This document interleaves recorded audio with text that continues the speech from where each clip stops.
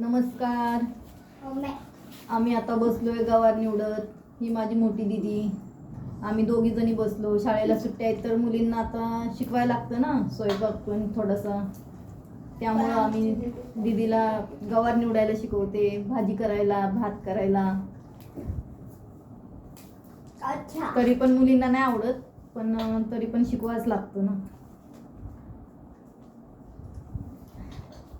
तुम्ही काय करतात? आता सगळेजण झोपले असतील, 4 वाजले.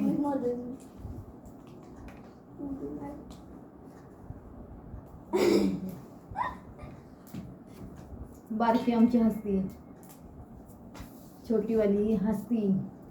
ये दिया ना ये.